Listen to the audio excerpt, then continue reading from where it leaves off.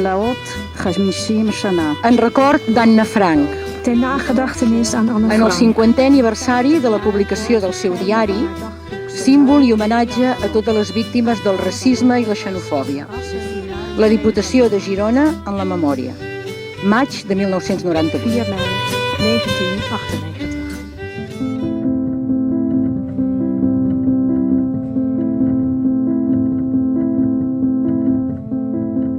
Gràcies per ser aquí. Avui justament es recorda el 75è aniversari del tancament del camp d'Auschwitz-Birkenau.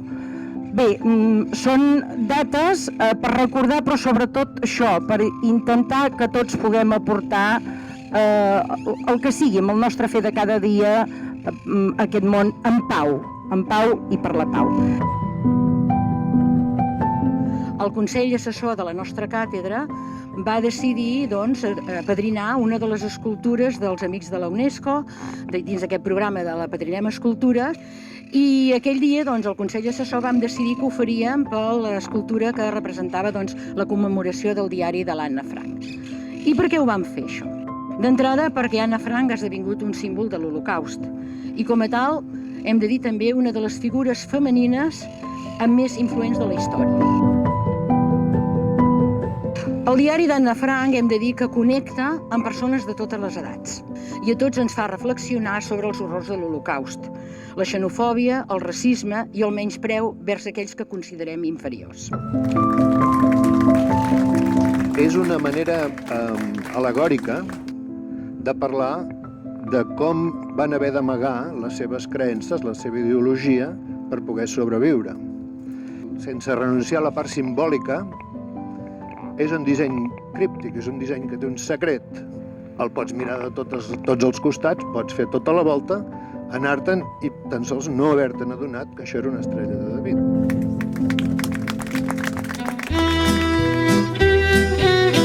Poc després de les 7 vaig anar a saludar el pare i a la mare, i després a la sala, a desembolicar els regals. I el primer que vaig veure va ser tu. I potser hagis estat un dels meus regals més bonics. La mare ha manifestat el desig, per ara irrealitzable, de no haver de veure-li la cara durant 15 dies als Van Damme. Em pregunto si sempre s'acaba barallant amb tota la gent amb la qual es conviu durant tant de temps. No em queda altre remei que esperar amb la màxima tranquil·litat possible al final de tota aquesta desgràcia.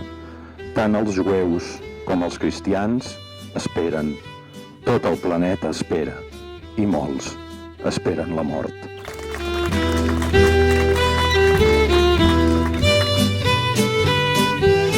Perquè estic convençuda que aquest apadrinament que estem fent aquí ajudarà que els nostres fills i filles, que els estudiants de la nostra ciutat i els que ens visitin recordin els milers de nens i nenes que han estat i són encara avui dia víctimes de la brutalitat i la bogeria de les guerres i de les seves conseqüències.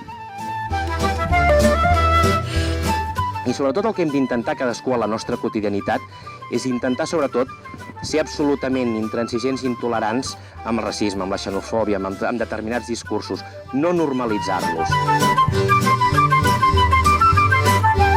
Ensenyar amb l'exemple d'educar els nostres joves i els nostres fills en valors de democràcia, en valors de llibertat, en valors de respecte per les llibertats individuals i col·lectives, perquè aquesta fornada de jovent que arriba, no? I que seran el futur, tinguin molt, molt interioritzat i no gens banalitzat el que estem parlant avui, precisament aquí.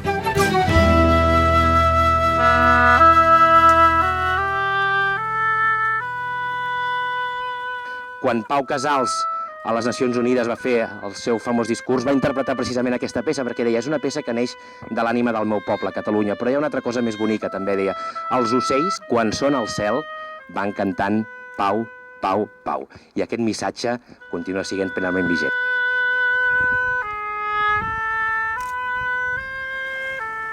Estem convençudes que aquest apadrinament que fa la càtedra ens permetrà incidir en tot això, en tornar a fomentar aquests valors. I, per tant, ens hi hem compromès i per això ho tirarem endavant.